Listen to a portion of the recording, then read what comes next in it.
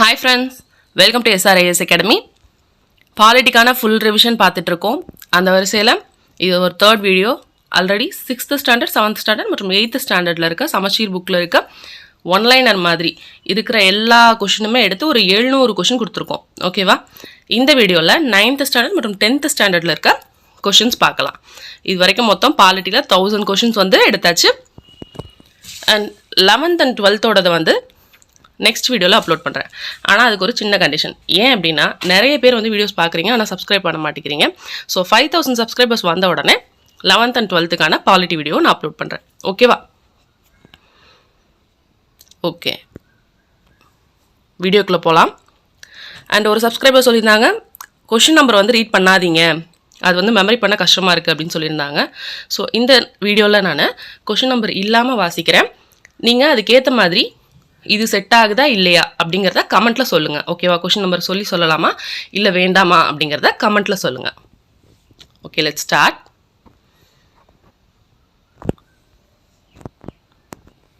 இந்திய அரசியலமைப்பு எத்தனை அடிப்படை கடமைகளை குறிப்பிடுகிறது? 11. இந்தியாவில் ஒவ்வொரு மாநிலத்திலும் ஒரு மாநில மனித உரிமைகள் ஆணையம் அமைக்க வழி செய்யும் சட்டம். பிரிவு 21 மனித உரிமைகள் பாதுகாப்பு சட்டம் 1993. ஐநா சபை எந்த ஆண்டு குழந்தைகள் உரிமைகள் பிரகடனத்தை ஏற்றுக்கொண்டது? நவம்பர் 20, 1989.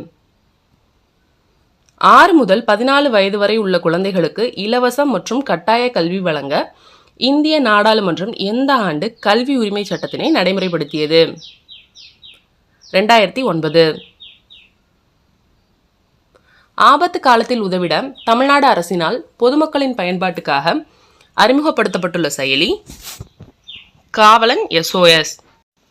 போக்சோ என்பதன் விரிவாக்கம் The Protection of Children from Sexual Offence Act. குற்றவியல் சட்ட திருத்த சட்டம் 2018.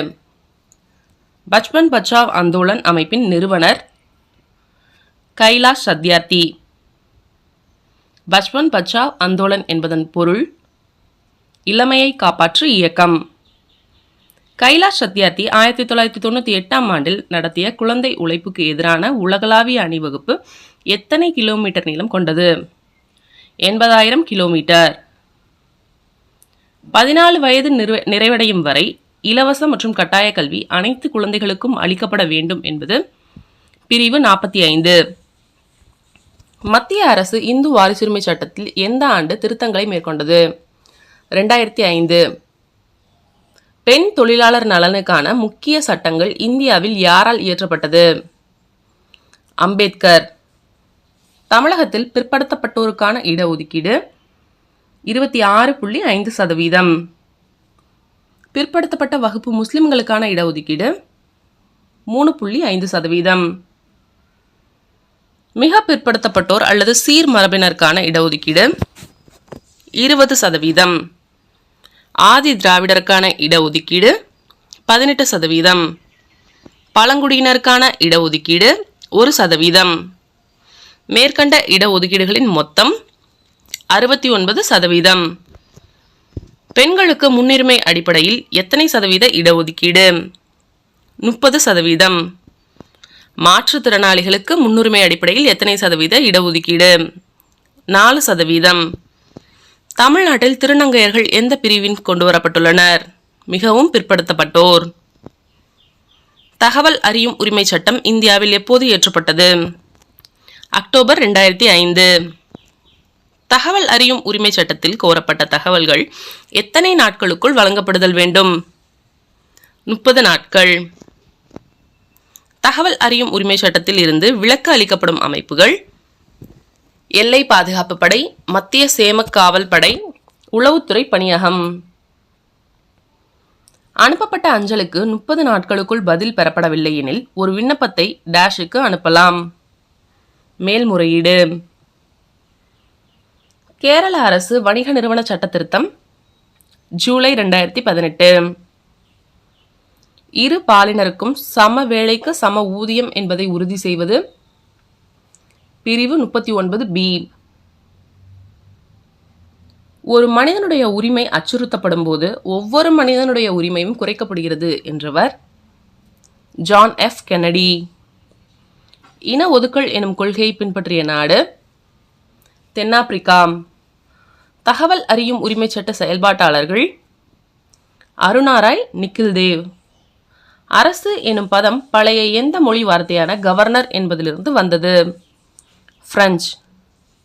இயக்கு, ஆட்சி செய், வழிநடத்து, ஆள் என்று பொருள் தரும் லத்தீன் வார்த்தை குபர்னர். அதிகார பகிர்வு இல்லாத முறை ஒற்றையாட்சி முறை. அதிகார பகிர்வு உள்ள முறை கூட்டாட்சி முறை. அமைச்சரவை அரசாங்கம் அல்லது பொறுப்பு அரசாங்கம் அல்லது வெஸ்ட் மினிஸ்டர் அரசாங்கம் மாதிரி என பல பெயர்களால் அழைக்கப்படுவது நாடாளுமன்ற ஆட்சி முறை. இஸ்ரேலின் நாடாளுமன்றத்தின் பெயர் கெனஸ்ட். ஜெர்மனியின் நாடாளுமன்றத்தின் பெயர் பந்தெஸ்டாக். டென்மார்க்கின் நாடாளுமன்றத்தின் பெயர் போக்டிங். நார்வேயின் நாடாளுமன்றத்தின் பெயர் ஸ்டார்டிங். ஐக்கிய அமெரிக்க நாடுகளின் நாடாளுமன்றத்தின் பெயர் காங்கிரஸ். ஜப்பானின் நாடாளுமன்றத்தின் பெயர் டயட். பிரிட்டனின் நாடாளுமன்றத்தின் பெயர் பார்லிமெண்ட். அதிபர் வாக்காளர் மன்றத்தினால் எத்தனை ஆண்டுகளுக்கு ஒரு முறை தேர்ந்தெடுக்கப்படுகிறார்? 4 ஆண்டுகள். அதிபர் ஆட்சியில் அமைச்சரவையை எவ்வாறு அழைக்கிறார்கள்? Kitchen cabinet. அதிபர் மக்களாட்சி முறையில் மாகாணத்தின் தலைவர் மற்றும் அரசாங்கத்தின் தலைவர் அதிபர். நாடாளுமன்ற ஆட்சி முறையில் அரசின் தலைவர் குடியரசுத் தலைவர். நாடாளுமன்ற ஆட்சி முறையில் அரசாங்கத்தின் தலைவர் பிரதம அமைச்சர். மத்திய மாநில அரசுகளுக்கு இடையே அதிகாரங்கள் பகிர்ந்து கொள்ளப்பட்டாலும் அனைத்து விவகாரங்களிலும் முடிவெடுப்பது மத்திய அரசு. சட்டமன்ற உறவுகள் பிரிவு 245 முதல் 255 வரை. நிர்வாக உறவுகள் பிரிவு 256 முதல் 263 வரை. நிதி உறவுகள் பிரிவு 268 முதல் 294 வரை. சில துறைகளுக்கான சட்டங்களை அந்தந்த மாநில அரசுகளே ஏற்றுக்கொள்ளும். இவை டேஷ் எனப்படும். மாநில பட்டியல். சில துறைகளுக்கான மத்திய அரசும் மாநில அரசும் சட்டமியற்றும் அதிகாரம் பெற்றுள்ளன. இவை டேஷ் எனப்படும். பொதுப்பட்டியல். மத்திய பட்டியலில் உள்ள துறைகள் 100. மாநில பட்டியலில் உள்ள துறைகள் 61. பொது பட்டியலில் உள்ள துறைகள் 52. மொத்த தேசிய மகிழ்ச்சி எனும் கருத்து முதலில் எந்த நாட்டில் நடைமுறைப்படுத்தப்பட்டது? பூடான், ஜூலை 18, 2008. 1970 மொத்த தேசிய மகிழ்ச்சி எனும் பதத்தை உருவாக்கிய பூடானின் 4ஆம் அரசர் ஜிக்மே சிங்கே வான்சுக். உள்ளாட்சி அமைப்புகளின் தந்தை என்று அழைக்கப்படுபவர் ரிப்பன் பிரபு. ரிப்பன் பிரபு உள்ளாட்சி அமைப்புகளை அறிமுகம் செய்த ஆண்டு 1882. சமூக அபிவிருத்தி திட்டம் 1952. தேசிய நீட்டிப்பு சேவை 1953. பஞ்சாயத்து ராஜ் சட்டம் 1957. உள்ளாட்சி அமைப்பு செயல்படும் முறை 3 அடுக்கு. 2 மில்லியனுக்கும் குறைவான மக்கள் தொகையுடைய சிறு மாநிலங்களில் பஞ்சாயத்துகள் எந்த முறையில் இயங்குகின்றன? 2 அடுக்கு. பல்வந்த்ராய் மேத்தா குழு 1957. அசோக் மேத்தா குழு 1977-78. ஜிவிகே ராவ் குழு 1985. எல்எம் சிங்வி குழு 1986. 73 மற்றும் 74வது அரசமைப்பு திருத்த சட்டங்கள் 1992. பல்வந்த்ராய் மேத்தா குழு பரிந்துரைத்தது 3 அடுக்கு பஞ்சாயத்து அமைப்பு. 3 அடுக்கு பஞ்சாயத்து முறை கிராம ஊராட்சிகள், பஞ்சாயத்து சமிதி, ஜில்லா பரிஷத். அசோக் மேத்தா குழு பரிந்துரைத்தது 2 அடுக்கு முறை. பஞ்சாயத்து ராஜ் அமைப்பை வேரற்ற புற்கள் கிராஸ் வித்தவுட் ரூட்ஸ் என அழைத்த குழு ஜிவிகே ராவ் குழு. மாவட்ட அளவில் ஜில்லா பரிஷத் எந்த தேர்தல் முறை கொண்டது? மறைமுக தேர்தல். தமிழ்நாடு பஞ்சாயத்து ராஜ் சட்டம் 1994. கிராமங்களில் செயல்படும் உள்ளாட்சி அமைப்புகள் எவ்வாறு அழைக்கப்படுகின்றன? கிராம ஊராட்சி. கிராம ஊராட்சியின் தலைவர் மற்றும் பகுதி உறுப்பினர்களின் பணிக்காலம் 5 ஆண்டுகள். மதராஸ் கிராம பஞ்சாயத்து சட்டம் 1950. மதராஸ் பஞ்சாயத்து சட்டம் மற்றும் மதராஸ் மாவட்ட வளர்ச்சி கவுன்சில் சட்டம் 1957. கிராம சபை கூட்டங்களுக்கு தலைமை தாங்குபவர் ஊராட்சி தலைவர். பல ஊராட்சிகள் ஒன்றிணைந்து டேஷ் உருவாக்கப்படுகிறது. ஊராட்சி ஒன்றியம். ஊராட்சி ஒன்றிய உறுப்பினர்களை கவுன்சிலர் தேர்ந்தெடுப்பவர்கள் மக்கள். ஊராட்சி ஒன்றிய தலைவரை சேர்மன் தேர்ந்தெடுப்பவர்கள் ஊராட்சி ஒன்றிய உறுப்பினர்கள். எவ்வளவு மக்கள் தொகை என்பதன் அடிப்படையில் மாவட்டம் பல பகுதிகளாக பிரிக்கப்படுகிறது. 50,000. இந்தியாவின் ஆன்மா கிராமங்களில் வாழ்கிறது என்று கூறியவர் காந்தியடிகள். 10,000க்கும் அதிகமான மக்கள் வாழும் பகுதி பேரூராட்சி. பேரூராட்சியின் நிர்வாகத்தை மேற்கொள்ள நியமிக்கப்படுபவர் செயல் அலுவலர். 1,00,000க்கும் அதிகமான மக்கள் வாழும் பகுதி நகராட்சி. நகரசபை தலைவர் மற்றும் பகுதி உறுப்பினர்கள் யாரால் தேர்ந்தெடுக்கப்படுகின்றனர்? மக்களால். நகராட்சியினை நிர்வாகம் செய்ய அரசால் நியமிக்கப்படுபவர் நகராட்சி ஆணையர். பல லட்சம் மக்கள் தொகை கொண்ட பெருநகர பகுதிகள் எவ்வாறு அழைக்கப்படுகிறது? மாநகராட்சி. மாநகராட்சியின் தலைவர் எவ்வாறு அழைக்கப்படுகிறார்? மேயர். மேயர் மற்றும் பிற உறுப்பினர்களின் பதவிக்காலம் 5 ஆண்டுகள். மாநகராட்சியின் நிர்வாக அலுவலர் மாநகராட்சி ஆணையர். மாநகராட்சி ஆணையராக நியமிக்கப்படுபவரின் தகுதி இந்திய ஆட்சிப்பணி அதிகாரி. பெரியார் ஈரோடு நகராட்சியின் தலைவராக பதவியேற்ற ஆண்டு 1917. 1919 குழாய் மூலம் குடிநீர் விநியோக முறையை முதலில் நகராட்சியில் செயல்படுத்தியவர் பெரியார். 1985 ஆண்டு திட்டக்குழுவினால் நிறுவப்பட்ட குழு GVK ராவ் குழு. எந்த அரசர்கள் காலத்தில் இருந்த உள்ளாட்சி அமைப்பு பற்றி உத்திரமேரூர் கல்வெட்டு தெரிவிக்கிறது? சோழர்கள். ஒவ்வொரு ஆண்டும் சாலை விபத்தில் எத்தனை மில்லியன் பேர் இறக்கின்றனர்? 1.2 மில்லியன். ஆண்டுக்கு எத்தனைக்கும் மேற்பட்ட உயிரிழப்புடன் இந்தியா உலகின் மிக மோசமான சாலை விபத்துகளை கொண்ட நாடாக உள்ளது? 1,30,000.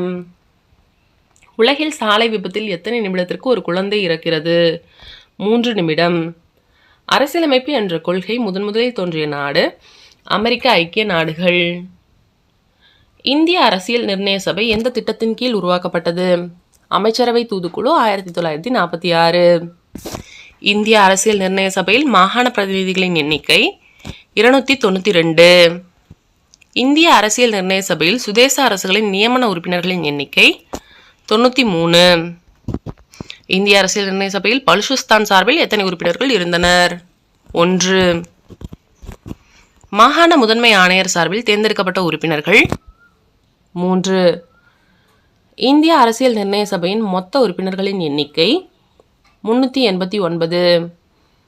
அரசியல் நிர்ணய சபையின் முதல் கூட்டம் நடைபெற்ற நாள் டிசம்பர் 9, 1946. இந்திய அரசியல் நிர்ணய சபையின் தற்காலிக தலைவராக தேர்ந்தெடுக்கப்பட்டவர் டாக்டர் சச்சிதானந்த சின்ஹா. அரசியல் நிர்ணய சபையில் நிரந்தர தலைவராக தேர்ந்தெடுக்கப்பட்டவர் டாக்டர் ராஜேந்திர பிரசாத். அரசியல் நிர்ணய சபையின் துணைத் தலைவர்களாக தேர்ந்தெடுக்கப்பட்டவர்கள் HG முகர்ஜி, VT கிருஷ்ணமாச்சாரி. இந்திய அரசியலமைப்பின் கூட்டத்தொடர் எத்தனை அமர்வுகள் நடைபெற்றது? 11 அமர்வுகள். இந்திய அரசியல் நிர்ணய சபையின் கூட்டத்தொடர் எத்தனை நாட்கள் நடைபெற்றது? 166 நாட்கள். இந்திய அரசியலமைப்பு சட்ட வரைவு குழு தலைவர் டாக்டர் BR அம்பேத்கர். இந்திய அரசியலமைப்பின் தந்தை டாக்டர் BR அம்பேத்கர். 1949 இந்திய அரசியலமைப்பின் இறுதி வடிவம் 22 பாகங்கள், 8 அட்டவணைகள், 395 சட்டப்பிரிவுகள். இந்திய அரசியலமைப்பு ஏற்றுக்கொள்ளப்பட்ட நாள் நவம்பர் 26, 1949.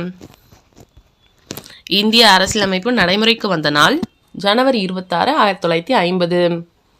இந்திய அரசியலமைப்பு சட்டத்தை இத்தாலிய பாணியில் கைப்பட எழுதியவர் பிரேம் பிஹாரி நரேன் ரைசடா. உலகில் உள்ள எழுதப்பட்ட அனைத்து அரசியலமைப்புகளை விடவும் மிகவும் நீளமானது இந்திய அரசியலமைப்பு. அடிப்படை கடமைகள் எங்கிருந்து பெறப்பட்டது? முன்னாள் சோவியத் யூனியன். சர்க்காரியா குழுவின் எத்தனை பரிந்துரைகளை மத்திய அரசு செயல்படுத்தியது? 180. அரசு நெறிமுறையுறுத்தும் கோட்பாடுகள் இந்திய அரசமைப்பு சட்டத்தின் எந்த பகுதியில் தரப்பட்டுள்ளது? பகுதி 4. சிறிய அரசியலமைப்பு என அறியப்படும் சட்ட திருத்தம் 42. இந்திய அரசியலமைப்பு செம்மொழிகள் எனும் புதிய வகைப்பாட்டை ஏற்படுத்திய ஆண்டு 2004. எந்த பிரிவின் கீழ் நிதிநிலை அவசர நிலையை அறிவிக்க முடியும்? சட்டப்பிரிவு 360. அரசு நெறிமுறையுறுத்தும் கோட்பாடுகளை விளக்கும் சட்டப்பிரிவு 36 முதல் 51 வரை. இந்திய அரசியலமைப்பு சட்டத்தின் எப்பகுதி இந்தியாவின் மகா சாசனம் என்று அழைக்கப்படுகிறது? பகுதி 3. மத்திய மாநில அரசுகளின் உறவுகள் குறித்து ஆராய தமிழக அரசால் நியமிக்கப்பட்ட குழு PV ராஜமன்னார் குழு. குடியுரிமை சட்டம் எப்போது இயற்றப்பட்டது? 1955. மாநில அவசர நிலையை எந்த பிரிவின் கீழ் அறிவிக்க முடியும்? சட்டப்பிரிவு 356.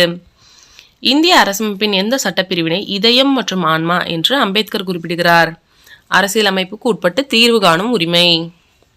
இந்திய அரசால் அங்கீகரிக்கப்பட்ட மொழிகள் 22.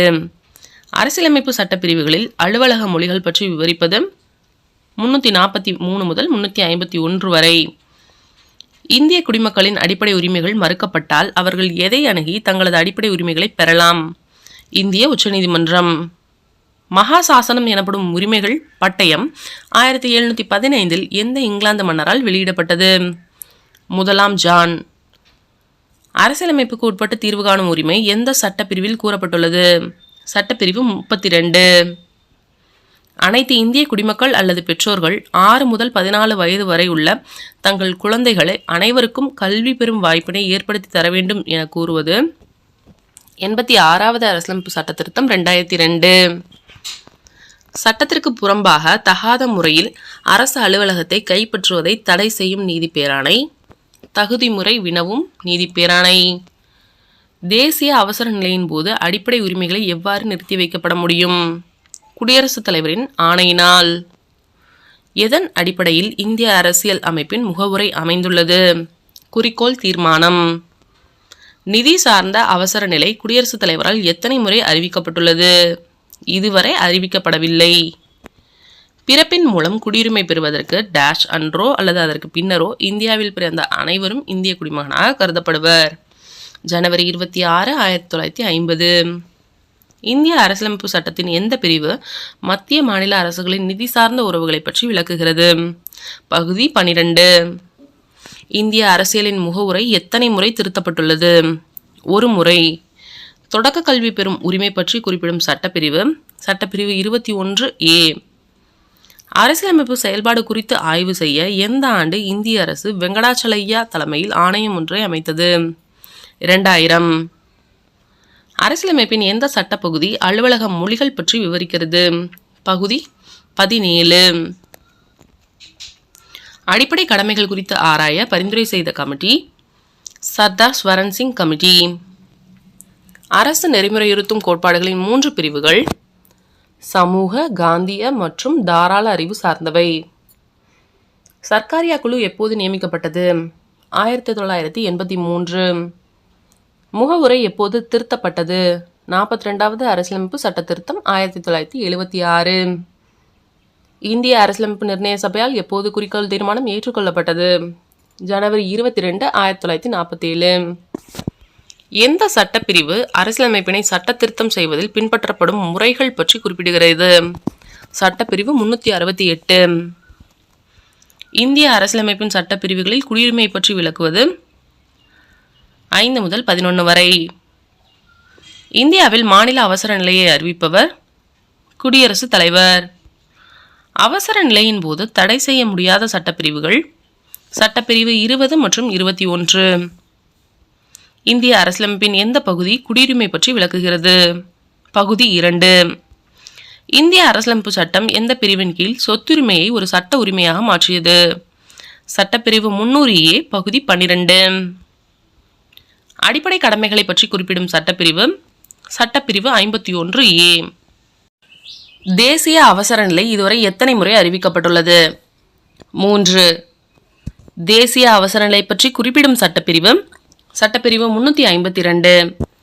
இந்திய அரசியலமைப்பு சட்டத்தின் எந்த பகுதி அடிப்படை உரிமைகள் பற்றி விளக்குகிறது? பகுதி 3. இந்திய அரசியலமைப்பின் திறவுகோல் என அழைக்கப்படுவது முகவுரை. இந்திய அரசியலமைப்பு முதலில் எத்தனை அடிப்படை உரிமைகளை வழங்கியது? 7. மத்திய மாநில அரசுகளின் உறவுகள் குறித்து பரிந்துரை செய்த குழுக்கள் சர்க்காரியா குழு, ராஜமன்னார் குழு. பிரெஞ்சு புரட்சியின் போது எவை முக்கிய முழக்கங்களாயின? சுதந்திரம், சமத்துவம், சகோதரத்துவம்.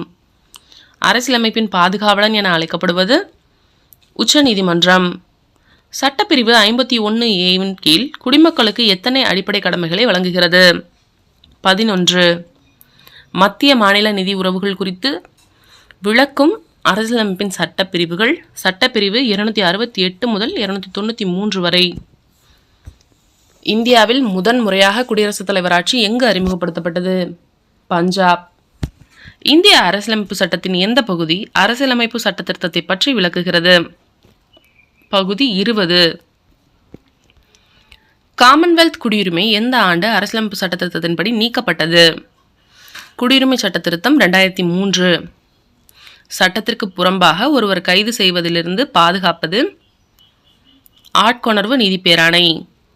மனுதாரர் சட்ட உதவியுடன் தனது மனு தொடர்பான பணியினை சம்பந்தப்பட்ட துறையில் இருந்து நிறைவேற்றிக் கொள்வது கட்டளையுறுத்தும் நீதி பேராணை. ஒரு கீழ் நீதிமன்றம் தனது சட்ட எல்லையை தாண்டி செயல்படுவதை தடுப்பது தடையுறுத்தும் நீதி பேராணை. உயர்நீதிமன்றம் ஆவணங்களை நியாயமான பரிசீலனைக்கு தனக்கோ அல்லது உரிய அதிகாரிகளுக்கோ அனுப்ப செய்ய கீழ் நீதிமன்றங்களுக்கு இடும் ஆணை ஆவண கேட்பு பேராணை. குடியுரிமை சட்டம் அரசியலமைப்பு சட்ட திருத்தத்தால் எத்தனை முறை திருத்தப்பட்டுள்ளது? 9 முறை. அடிப்படை உரிமைகள் என்ற கருத்து எந்த நாட்டிலிருந்து பெறப்பட்டது? அமெரிக்க ஐக்கிய நாடுகள். சில வழக்குகளில் கைது செய்து தடுப்பு காவலில் வைப்பதற்கு எதிரான பாதுகாப்பு உரிமை பிரிவு 22. வாழ்க்கை மற்றும் தனிப்பட்ட சுதந்திரத்திற்கு பாதுகாப்பு பெறும் உரிமை பிரிவு 21. குற்றம் சாட்டப்பட்ட நபர்களுக்கான உரிமை மற்றும் தண்டனைகளிலிருந்து பாதுகாப்பு பெறும் உரிமை பிரிவு 20.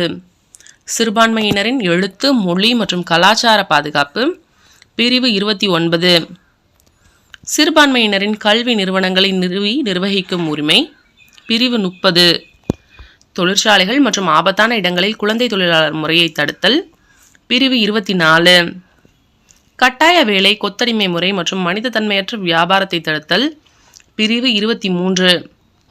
அரசு நெறிமுறையுறுத்தும் கோட்பாடுகளை இந்திய அரசியலமைப்பின் புதுமையான சிறப்பம்சம் என விவரிப்பவர் அம்பேத்கர். அரசு நெறிமுறையுறுத்தும் கோட்பாடுகள் எந்த நாட்டின் அரசியலமைப்பிலிருந்து பெறப்பட்டது? அயர்லாந்து. இந்திய அரசியலமைப்பின் எந்த அட்டவணை மத்திய மாநில அரசுகளுக்கிடையேயான அதிகார பகிர்வினை பற்றி கூறுகிறது? 7வது அட்டவணை. 1976ஆம் ஆண்டு எந்த சட்ட திருத்தம் மாநில பட்டியலிலிருந்து 5 துறைகளை பொதுப்பட்டியலுக்கு மாற்றியது? 42வது அரசியலமைப்பு சட்ட திருத்தம். மாநில பட்டியலிலிருந்து பொதுப்பட்டியலுக்கு மாற்றப்பட்ட 5 துறைகள் கல்வி, காடுகள், எடைகள் மற்றும் அளவுகள், பறவைகள் மற்றும் வனவிலங்குகள் பாதுகாப்பு மற்றும் உச்ச நீதிமன்றம், உயர்நீதிமன்ற அமைப்புகளை தவிர பிற நீதிமன்றங்களின் நீதி நிர்வாகம். போர் அல்லது வெளிநாட்டினர் ஆக்கிரமிப்பின் காரணமாக அவசர நிலை அறிவிக்கப்படும் பொழுது அது டேஷ் எனப்படுகிறது. வெளிப்புற அவசர நிலை. ஆயுதமேந்திய கிளர்ச்சி காரணமாக அவசர நிலை அறிவிக்கப்படும் போது அது டேஷ் எனப்படுகிறது. உள்நாட்டு அவசர நிலை. தேசிய அவசர நிலைகள் அறிவிக்கப்பட்ட ஆண்டுகள் 1962, 1971, 1975. அதிகபட்சம் மாநில அவசர நிலையின் காலம் எத்தனை ஆண்டுகள் இருக்க முடியும்? 3 ஆண்டுகள். மாநில அவசர நிலையின் போது குடியரசுத் தலைவர் சார்பாக யார் மாநிலத்தை ஆளுகின்றார்? ஆளுநர். இந்தியாவில் முதன்முறையாக பஞ்சாப் மாநிலத்தில் குடியரசுத் தலைவர் ஆட்சி எப்போது நடைமுறைப்படுத்தப்பட்டது? 1951. மாற்றம், மேம்படுத்துதல் மற்றும் சிறு மாறுதல் என்பதை குறிக்கும் சொல் அமெண்ட்மெண்ட். டேஷால் மட்டுமே அரசியலமைப்பு சட்ட திருத்தத்தை கொண்டு வர முடியும். நாடாளுமன்றம். அரசின் பல்வேறு நிலைகள், அவற்றிற்கிடையேயான தொடர்பு மற்றும் பங்களிப்புகள் குறித்து புதிய நோக்கத்தோடு ஆராய ஏப்ரல் 2007 அமைக்கப்பட்ட 3 நபர்களை கொண்ட குழு பூஞ்சி குழு. இந்தியாவின் நாட்டின் உயர்ந்த அரசாங்க அமைப்பு நடுவண் அரசு. நடுவண் அரசின் நிர்வாகம் பற்றி குறிப்பிடும் இந்திய அரசியலமைப்பின் சட்டப்பிரிவுகள் பகுதி 5 52 முதல் 78 வரை. நடுவண் அரசின் 3 அங்கங்கள் நிர்வாகம், சட்டமன்றம், நீதித்துறை. ஒரு மசோதாவை நிதி மசோதாவா அல்லது இதர மசோதாவா என தீர்மானிக்கும் அதிகாரம் பெற்றவர் லோக்சபாவின் சபாநாயகர். அமைச்சர்கள் குழு ஒட்டுமொத்தமாக இதற்கு பொறுப்புடையவர்கள் ஆவர். மக்களவை. சட்டமியற்றும் நடவடிக்கைகளில் இந்திய நாடாளுமன்ற கூட்டுக்கூட்டத்திற்கு தலைமை வகிப்பவர் மக்களவை சபாநாயகர். லோக்சபா தேர்தலில் போட்டியிட தேவையான குறைந்தபட்ச வயது 25. இந்திய மாநிலங்களின் எல்லைகளை மாற்றியமைக்கும் அதிகாரம் பெற்ற அமைப்பு நாடாளுமன்றம். மாநிலங்களுக்கிடையிலான சிக்கல்களை தீர்க்கும் அதிகாரத்தை எதன் அடிப்படையில் உச்சநீதிமன்றம் பெற்றுள்ளது? தனக்கே உரிய நீதி வரையறை. மத்திய அரசின் தலைமையகம் எங்கு அமைந்துள்ளது? டெல்லி. மாநிலங்களவையில் சட்ட மசோதாவின் மீது நடைபெற்ற வாக்கெடுப்பு சமநிலையில் இருக்கும்போது எந்த சட்டப்பிரிவின் கீழ் துணை குடியரசுத் தலைவர் தனது வாக்கை செலுத்தலாம்? சட்டப்பிரிவு 100. ஆங்கிலோ இந்தியன் சமூகத்திலிருந்து எத்தனை உறுப்பினர்களை குடியரசுத் தலைவர் மக்களவைக்கு நியமிக்கிறார்? 2. இந்திய குடியரசுத் தலைவர் தேர்தலில் போட்டியிடுவதற்கான மிக குறைந்த வயது 35. முப்படைகளின் தலைமை தளபதியாக செயல்படுபவர் குடியரசுத் தலைவர். இந்திய நாடாளுமன்றத்தை பற்றி கூறும் சட்டப்பிரிவு 79, 122. குடியரசுத் தலைவர் எந்த சட்டப்பிரிவின் மூலம் பதவி நீக்கப்படுகிறார்? சட்டப்பிரிவு 61. மாநிலங்களவை நிதி மசோதாவை எத்தனை நாட்களுக்குள் திருப்பி அனுப்ப வேண்டும்? 14 நாட்கள். இந்திய அரசியலமைப்பு சட்டத்தின் எந்த பகுதி இந்திய நாடாளுமன்றத்தை பற்றி விளக்குகிறது? பகுதி 5. அப்துல் கலாம் அவர்கள் குடியரசுத் தலைவராக எப்போது பதவி வகித்தார்? 2002 முதல் 2007 வரை. இந்தியாவில் உள்ள அனைத்து நீதிமன்றங்களிலும் வழக்காடும் உரிமை உடையவர் தலைமை வழக்கறிஞர். நாட்டின் 2வது உயர்ந்த பதவியை வகிப்பவர் துணை குடியரசுத் தலைவர். குடியரசுத் தலைவர் மற்றும் துணை குடியரசுத் தலைவர் பதவிகள் ஒரே சமயத்தில் காலியாக இருக்கும் பட்சத்தில் குடியரசுத் தலைவரின் பணிகளை செய்பவர் உச்சநீதிமன்றத்தின் தலைமை நீதிபதி. இந்திய நாட்டின் உயர்ந்த சட்ட அதிகாரி இந்திய அரசின் தலைமை வழக்கறிஞர். துணை குடியரசுத் தலைவரின் பதவிக்காலம் 5 ஆண்டுகள். குடியரசுத் தலைவரின் ரீட்ரீட் கட்டடம் எங்கு அமைந்துள்ளது? சிம்லா. நீதித்துறை அமைக்கும் பொறுப்பை உடையவர் குடியரசுத் தலைவர். நாடாளுமன்ற உறுப்பினராக இல்லாதவர் கூட அமைச்சராக நியமிக்கப்படலாம். ஆனால் அவர் எத்தனை மாதங்களுக்குள் நாடாளுமன்றத்திற்கு தேர்ந்தெடுக்கப்படுதல் வேண்டும்? 6 மாதங்கள். எந்த மாநிலங்களில் அதிகபட்சமாக குடியரசுத் தலைவர் ஆட்சி நடைமுறைப்படுத்தப்பட்டுள்ளது? கேரளா மற்றும் பஞ்சாப். உச்சநீதிமன்ற தலைமை நீதிபதி எத்தனை வயது வரை பதவியில் நீடிப்பார்? 65 ஆண்டுகள். தமிழகத்திலிருந்து நாடாளுமன்றத்திற்கு தேர்ந்தெடுக்கப்படும் மாநிலங்களவை உறுப்பினர்கள் எத்தனை பேர்? 18. தமிழகத்திலிருந்து நாடாளுமன்றத்திற்கு தேர்ந்தெடுக்கப்படும் மக்களவை உறுப்பினர்கள் எத்தனை பேர்? 39. மாநிலங்களவை உறுப்பினர்களில் எத்தனை பகுதியினர் ஒவ்வொரு 2 ஆண்டுகளுக்கு பிறகு ஓய்வு பெறுகின்றனர்? 1/3 உறுப்பினர்கள். இந்தியாவின் பிரதம அமைச்சர் பதவியானது எந்த நாட்டு அரசியலமைப்பிலிருந்து ஏற்றுக்கொள்ளப்பட்டது? இங்கிலாந்து. இந்திய அரசின் தலைமை வழக்கறிஞர்களை நியமிக்க வழிவகை செய்யும் சட்டப்பிரிவு 76. புதுடெல்லியில் அமைந்துள்ள இந்திய உச்சநீதிமன்றம் எப்போது துவங்கப்பட்டது? ஜனவரி 28, 1950. மத்திய அரசு நிர்வாக அதிகாரங்களை குடியரசுத் தலைவர் செயல்படுத்தும் சட்டப்பிரிவு 53. துணை குடியரசுத் தலைவரை பதவி நீக்கம் செய்ய எத்தனை நாட்களுக்கு முன்னரே அவருக்கு ஒரு அறிவிப்பை வழங்க வேண்டும்? 14 நாட்கள். ராஜ்யசபாவில் மாநில சட்டமன்ற உறுப்பினர்கள் மற்றும் யூனியன் பிரதேச சட்டமன்ற உறுப்பினர்களால் தேர்ந்தெடுக்கப்படும் உறுப்பினர்கள் 238. மாநிலங்களவை உறுப்பினர்களின் பதவிக்காலம் 6 ஆண்டுகள். தனது அதிகாரத்தை செயல்படுத்துவதில் எந்த நீதிமன்றத்திற்கும் பதிலளிக்க வேண்டிய அவசியம் இல்லாதவர்கள் குடியரசுத் தலைவர் மற்றும் ஆளுநர். ராஷ்டிரபதி நிலையம் எங்கு அமைந்துள்ளது? ஹைதராபாத். அகில இந்திய பணிகளை உருவாக்கவும் நீக்கவும் அதிகாரம் பெற்றுள்ள அமைப்பு ராஜ்யசபா. குடியரசுத் தலைவர் பணியில் இல்லாத போது துணை குடியரசுத் தலைவர் எவ்வளவு நாட்களுக்கு அவரின் பணிகளை கவனிப்பார்? 6 மாதங்கள்.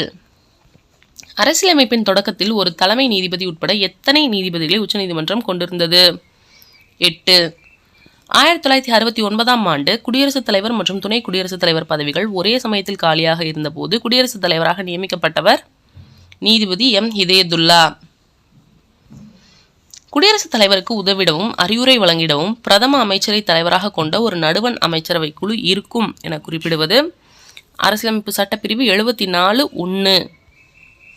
மாநில அரசை பற்றி குறிப்பிடும் பகுதி 6. மாநில அரசை பற்றி குறிப்பிடும் சட்டப்பிரிவுகள் சட்டப்பிரிவு 152 முதல் 237 வரை. மாநில ஆளுநரை நியமிப்பவர் குடியரசுத் தலைவர். மாநில முதலமைச்சரை நியமிப்பவர் ஆளுநர். அமைச்சரவையின் தலைவர் முதலமைச்சர். மேலவை உறுப்பினர் ஆவதற்கு குறைந்தபட்ச வயது 30. தமிழ்நாட்டில் சட்ட மேலவை நீக்கப்பட்டு அச்சட்டம் எப்போது நடைமுறைக்கு வந்தது? நவம்பர் 1, 1986. ஆளுநருக்கும் அமைச்சரவைக்கும் இடையே செய்தி தொடர்புகளை முதன்மையாக திகழ்பவர் முதலமைச்சர். ஆந்திர பிரதேசத்தின் புதிய உயர்நீதிமன்றம் எப்போது தோற்றுவிக்கப்பட்டது? ஜனவரி 1, 2019. தமிழகத்தின் சட்டமன்ற உறுப்பினர்களின் மொத்த எண்ணிக்கையின்படி எத்தனை அமைச்சர்கள் வரை இருக்கலாம்? 36. ஆளுநர் யாரால் ஒரு மாநிலத்திலிருந்து வேறொரு மாநிலத்திற்கு மாற்றப்படலாம்? குடியரசுத் தலைவர். ஜனவரி 1988 தமிழ்நாடு முதலமைச்சராக இருந்தவர் ஜானகி ராமச்சந்திரன். சென்னை உயர்நீதிமன்றம் எப்போது தொடங்கப்பட்டது? ஜூன் 26, 1862. சட்ட மேலவை உருவாக்கம் அல்லது நீக்கம் பற்றி விவரிக்கும் சட்டப்பிரிவு 169. ஜம்மு காஷ்மீர் அரசியலமைப்பு எப்போது ஏற்றுக்கொள்ளப்பட்டது? நவம்பர் 17, 1957. மாநில சட்டமன்றம் நடைபெறாத போது ஆளுநர் அவசர சட்டத்தை பிறப்பிக்கும் சட்டப்பிரிவு 213. எந்த சட்டத்திருத்தம் உயர்நீதிமன்ற நீதி புனராய்வு அதிகாரத்தை குறைத்தது மற்றும் தடை செய்தது? 42வது சட்டத்திருத்தம் 1976. மாநில சட்ட மேலவைக்கு 6ல் 1 பங்கு இடங்களுக்கு உறுப்பினர்களை நியமிப்பவர் ஆளுநர். எந்த மசோதா மூலம் தமிழ்நாடு சட்ட மேலவை நீக்கப்பட்டது?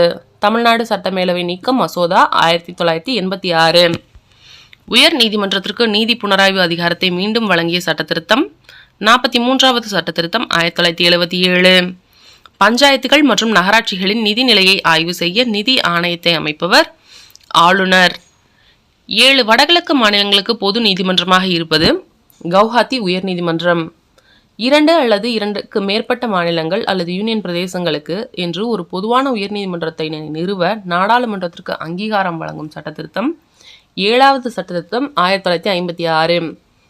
எந்த சட்டப்பிரிவின்படி உயர்நீதிமன்றம் பேராணைகளை வெளியிடுகிறது? சட்டப்பிரிவு 32. மாநிலங்களில் உள்ள பல்கலைக்கழகங்களில் வேந்தராக செயல்படுபவர் ஆளுநர். மாநில நிதி நிலையை முற்றிலும் கட்டுப்படுத்துவது சட்டமன்ற பேரவை. இந்திய வெளிநாட்டு சேவை பயிற்சி நிறுவனம் நிறுவப்பட்டுள்ள இடம் புதுடெல்லி. பஞ்சசீலம் என்ற சமஸ்கிருத வார்த்தையில் சீலம் என்பதன் பொருள் நற்பண்புகள். இந்தியா சீனா அமைதிக்கான பஞ்சசீல கொள்கை கையெழுத்தான ஆண்டு ஏப்ரல் 28, 1954. பஞ்சசீல கொள்கைகள் பாண்டுங் பிரகடனத்தில் எப்போது சேர்க்கப்பட்டது? 1955. அணிசேரா இயக்கம் எப்போது ஐநா சபையில் உருவாக்கப்பட்டது? 1953. சார்க் அமைப்பின் பேரிடர் மேலாண்மை மையம் எங்குள்ளது? புதுடெல்லி. அதிக எண்ணிக்கையில் அண்டை நாடுகளுடன் தனது எல்லைகளை பகிர்ந்து கொள்ளும் நாடுகள் சீனா மற்றும் ரஷ்யா. ஆப்கானிஸ்தானில் எந்த அணையை கட்ட இந்தியா உதவியது? சல்மா அணை. காந்தகார் சர்வதேச கிரிக்கெட் மைதானத்தை இந்தியா எந்த நாட்டில் கட்டியது? ஆப்கானிஸ்தான். கங்கை நீரை பகிர்ந்து கொள்ள இந்தியா பங்களாதேஷ் இடையே 1977 கையெழுத்தான ஒப்பந்தம் பராக்கா ஒப்பந்தம். 2011 வங்காளதேசத்திற்கு குத்தகைக்கு விடப்பட்ட இந்திய பகுதி டீன்பிகா. இடிமின்னல் நிலம் என்று அழைக்கப்படும் உலகின் ஏழ்மையான நாடு பூடான். இந்தியா பூடானில் எத்தனை நீர்மின் சக்தி நிலையத்தை அமைத்துள்ளது? 3. இந்தியாவிலிருந்து பூடானுக்கு சென்ற புத்த துறவி குரு பத்மசம்பவா. இந்தியாவையும் காத்மண்டையும் இணைக்க இந்தியா கட்டியுள்ள இணைப்பு மகேந்திர ராஜமார்க் 204 கிலோமீட்டர். ராட்கிளிஃப் எல்லைக்கோடு எந்த நாடுகளுக்கிடையே ஆனது? இந்தியா மற்றும் பாகிஸ்தான். ராட்கிளிஃப் தற்போது என்னவென்று அழைக்கப்படுகிறது? கட்டுப்பாட்டு கோடு. இந்தியாவும் இலங்கையும் எதனால் பிரிக்கப்பட்டுள்ளது? பாக் ஜலசந்தி. மும்பை அகமதாபாத் இடையே அதிவேக ரயில் போக்குவரத்து எந்த நாட்டு ஒத்துழைப்புடன் தொடங்குகிறது? இந்தியா மற்றும் ஜப்பான். பிரிக்ஸ் அமைப்பின் தலைமையகம் எங்கு உள்ளது? சீனாவின் ஷாங்காய். பிரிக்ஸ் என்ற சொல் எந்த பிரிட்டிஷ் பொருளாதார நிபுணரால் உருவாக்கப்பட்டது? ஜிம் ஓ நெயில். சபஹார் ஒப்பந்தம் எந்த நாடுகளுக்கு இடையேயானது? இந்தியா, ஆப்கானிஸ்தான் மற்றும் ஈரான். இந்திய விடுதலை போராட்ட வீரரான கான் அப்துல் காபர் கான் எங்கு பிறந்தார்? பலுச்சிஸ்தான். சூப்பராக 1000 கொஷின்ஸ் பார்த்து முடிச்சிட்டோம். ஓகேவா? இந்த கொஷின்ஸில் வந்து பார்த்தீங்கன்னா சில கொஷின்ஸ் ஒரு 5 to 6 கொஷின்ஸ் வந்து ரிப்பீட் ஆகலாம்.